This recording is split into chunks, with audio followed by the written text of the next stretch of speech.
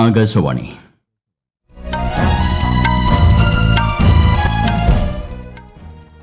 നമസ്കാരം. വാർത്തകൾ വായിക്കുന്നത് ഗോപകുമാർ.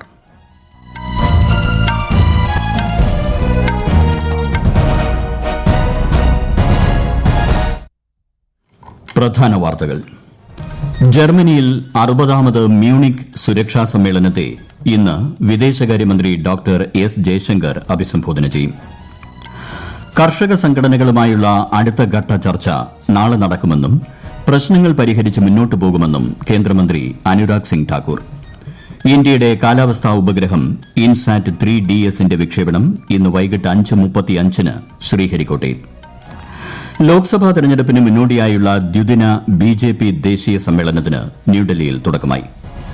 വയനാട്ടിലെ വന്യജീവി ആക്രമണവുമായി ബന്ധപ്പെട്ട് ഉന്നതതല യോഗം ചേരാൻ മുഖ്യമന്ത്രി പിണറായി വിജയന്റെ നിർദ്ദേശം. പ്രശ്നത്തിൽ അടിയന്തര നടപടി ആവശ്യപ്പെട്ട് വയനാട്ടിൽ പ്രതിഷേധം. ഖേലോ ഇന്ത്യ യൂണിവേഴ്സിറ്റി ഗെയിംസിന് ഇന്ന് അസമിൽ തുടക്കം. രാജ്കോട്ട് ക്രിക്കറ്റ് ടെസ്റ്റിൽ ഇന്ത്യയ്ക്കെതിരെ ഇംഗ്ലണ്ടിന്റെ ആദ്യ ഇന്നിംഗ്സ് ബാറ്റിംഗ് പുരോഗമിക്കുന്നു. വാർത്തകൾ വിശദമായി.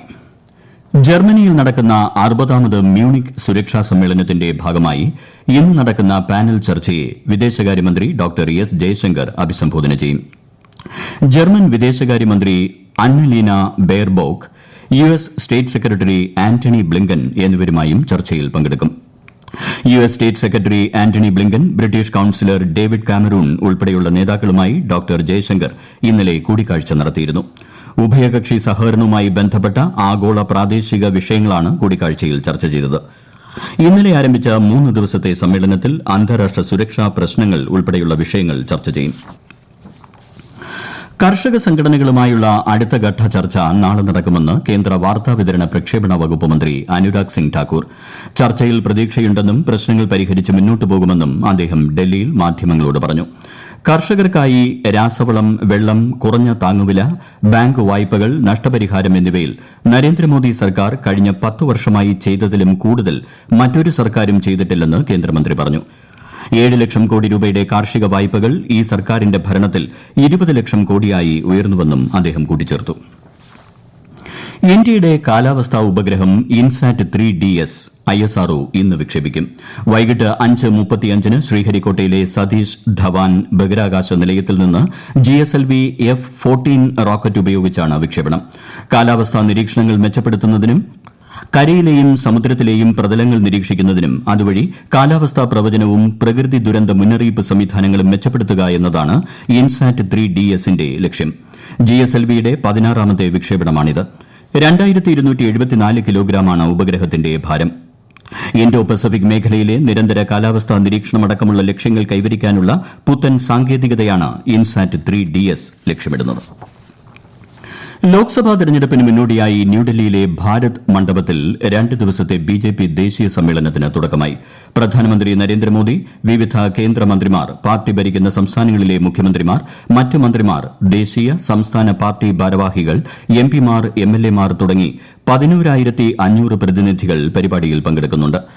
സമ്മേളനത്തിന് മുന്നോടിയായി നടക്കുന്ന പാർട്ടി ഭാരവാഹി യോഗത്തിനും തുടക്കമായി. പൊതു തെരഞ്ഞെടുപ്പ് നടന്ന പാകിസ്ഥാനിൽ സർക്കാർ രൂപീകരണ പ്രക്രിയയ്ക്ക് അന്തിമ രൂപം നൽകാൻ രാഷ്ട്രീയ പാർട്ടികൾ ശ്രമിക്കുന്നതിനിടെ കേന്ദ്രത്തിലും പഞ്ചാബിലും പ്രതിപക്ഷത്തിരിക്കുമെന്ന് പാകിസ്ഥാൻ തെഹ്രീക്കെ ഇൻസാഫ് പാർട്ടി പ്രഖ്യാപിച്ചു. റാവൽപിണ്ടിയിലെ അഡിയാല ജയിലിൽ കഴിയുന്ന പാർട്ടി സ്ഥാപകൻ ഇമ്രാൻഖാന്റെ നിർദ്ദേശപ്രകാരമാണ് തീരുമാനം. തെരഞ്ഞെടുപ്പിൽ നടന്ന വ്യാപകമായ കൃത്രിമത്വത്തിനെതിരെ ഇന്ന് രാജ്യത്ത് സമാധാനപരമായ പ്രതിഷേധം സംഘടിപ്പിക്കുമെന്ന് PTI പ്രഖ്യാപിച്ചു. അതിനിടെ അടുത്തിടെ നടന്ന പൊതു തെരഞ്ഞെടുപ്പ് അസാധുവായി പ്രഖ്യാപിക്കണമെന്നാവശ്യപ്പെട്ടുള്ള ഹർജി പാകിസ്ഥാൻ സുപ്രീംകോടതി തിങ്കളാഴ്ച പരിഗണിക്കും. കേസ് തീരുന്നതുവരെ പുതിയ സർക്കാർ രൂപീകരണം സ്റ്റേ ചെയ്യണമെന്നും ഹർജിയിൽ ആവശ്യപ്പെടുന്നു. കോൺഗ്രസ് പാർട്ടിയുടെ മരവിപ്പിച്ച ബാങ്ക് അക്കൌണ്ടുകൾ ആദായനികുതി അപ്പലേറ്റ് ട്രൈബ്യൂണൽ പുനഃസ്ഥാപിച്ചു. പാർട്ടിയുടെ ബാങ്ക് അക്കൌണ്ടുകൾ ആദായനികുതി വകുപ്പ് നേരത്തെ മരവിപ്പിച്ചിരുന്നു. ട്രിബ്യൂണലിൽ ഹാജരായ കോൺഗ്രസ് നേതാവ് വിവേക് തൻഖ്വ പാർട്ടിക്ക് ഇപ്പോൾ ബാങ്ക് അക്കൌണ്ടുകൾ പ്രവർത്തിപ്പിക്കാൻ അനുമതിയുണ്ടെന്ന് പറഞ്ഞു. അപ്പീലിൽ ട്രൈബ്യൂണൽ അടുത്ത ബുധനാഴ്ച വാദം കേൾക്കുമെന്നും അദ്ദേഹം പറഞ്ഞു. ഈ വാർത്തകൾ ആകാശവാണിയിൽ നിന്ന്. ആകാശവാണി വാർത്തകളും വാർത്താധിഷ്ഠിത പരിപാടികളും all India radio news Thiruvananthapuram എന്ന യൂട്യൂബ് ചാനലിൽ ലഭ്യമാണ്. കൂടുതൽ വാർത്തകൾക്കായി @AllIndia Radio News തിരുവനന്തപുരം എന്ന ഫേസ്ബുക്ക് പേജും @AER News_TVM എന്ന എക്സ് ഹാൻഡിലും സന്ദർശിക്കാം. വയനാട്ടിൽ വന്യജീവി ശല്യത്തിന് പരിഹാരം കാണണമെന്നാവശ്യപ്പെട്ട് വിവിധ രാഷ്ട്രീയ പാർട്ടികളുടെ നേതൃത്വത്തിൽ നടത്തുന്ന ഹർത്താൽ പൂർണ്ണം. അതേസമയം ഇന്നലെ കാട്ടാനയുടെ ആക്രമണത്തിൽ കൊല്ലപ്പെട്ട വനം വകുപ്പ് ജീവനക്കാരനായ പോളിന്റെ മൃതദേഹം പുൽപ്പള്ളിയിൽ എത്തിച്ചു. എന്നാൽ ഇദ്ദേഹത്തിന്റെ കുടുംബത്തിന് മതിയായ നഷ്ടപരിഹാരം നൽകണമെന്ന ആവശ്യത്തിലാണ് നാട്ടുകാർ.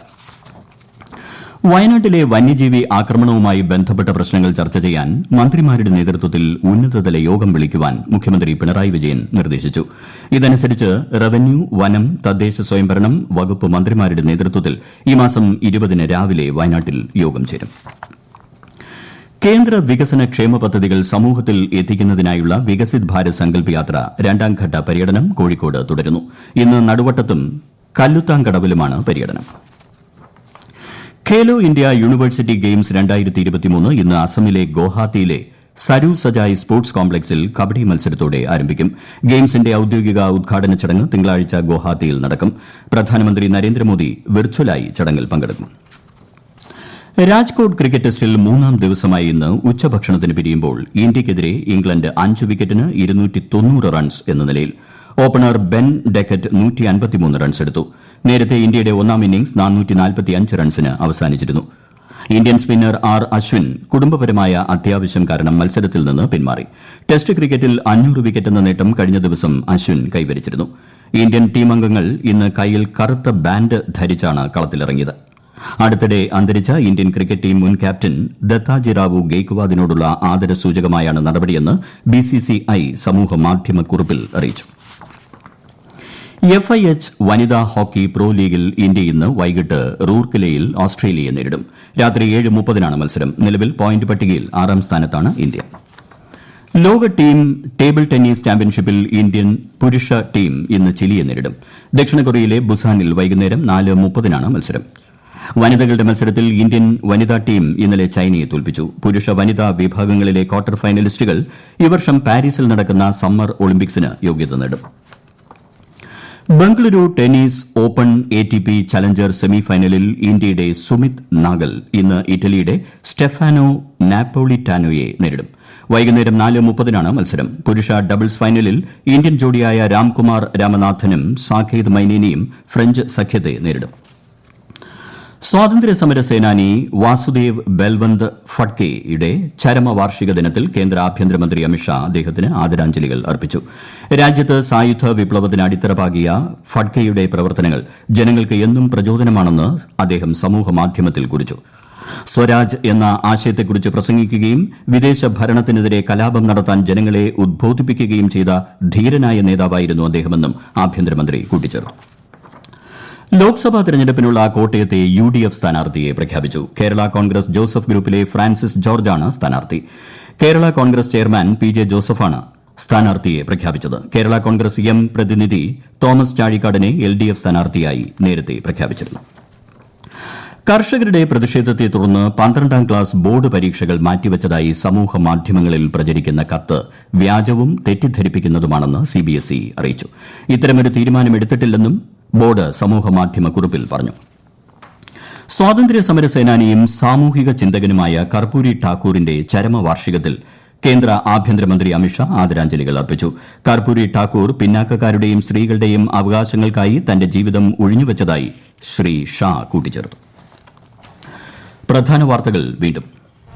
ജർമ്മനിയിൽ 60ാമത് മ്യൂണിക് സുരക്ഷാ സമ്മേളനത്തെ ഇന്ന് വിദേശകാര്യമന്ത്രി ഡോക്ടർ S ജയശങ്കർ അഭിസംബോധന ചെയ്യും. കർഷക സംഘടനകളുമായുള്ള അടുത്തഘട്ട ചർച്ച നാളെ നടക്കുമെന്നും പ്രശ്നങ്ങൾ പരിഹരിച്ച് മുന്നോട്ടു പോകുമെന്നും കേന്ദ്രമന്ത്രി അനുരാഗ് സിംഗ് ഠാക്കൂർ. ഇന്ത്യയുടെ കാലാവസ്ഥാ ഉപഗ്രഹം ഇൻസാറ്റ് 3DS-ന്റെ വിക്ഷേപണം ഇന്ന് വൈകിട്ട് 5:35-ന് ശ്രീഹരിക്കോട്ടയിൽ. ലോക്സഭാ തെരഞ്ഞെടുപ്പിന് മുന്നോടിയായുള്ള ദ്വിദിന BJP ദേശീയ സമ്മേളനത്തിന് ന്യൂഡൽഹിയിൽ തുടക്കമായി. വയനാട്ടിലെ വന്യജീവി ആക്രമണവുമായി ബന്ധപ്പെട്ട് ഉന്നതതല യോഗം ചേരാൻ മുഖ്യമന്ത്രി പിണറായി വിജയന്റെ നിർദ്ദേശം. പ്രശ്നത്തിൽ അടിയന്തര നടപടി ആവശ്യപ്പെട്ട് വയനാട്ടിൽ പ്രതിഷേധം. ഖേലോ ഇന്ത്യ യൂണിവേഴ്സിറ്റി ഗെയിംസിന് ഇന്ന് അസമിൽ തുടക്കം. രാജ്കോട്ട് ക്രിക്കറ്റ് ടെസ്റ്റിൽ ഇന്ത്യയ്ക്കെതിരെ ഇംഗ്ലണ്ടിന്റെ ആദ്യ ഇന്നിംഗ്സ് ബാറ്റിംഗ് പുരോഗമിക്കുന്നു. വാർത്തകൾ കഴിഞ്ഞു. അടുത്ത വാർത്താ പ്രക്ഷേപണം വൈകിട്ട് 6:30.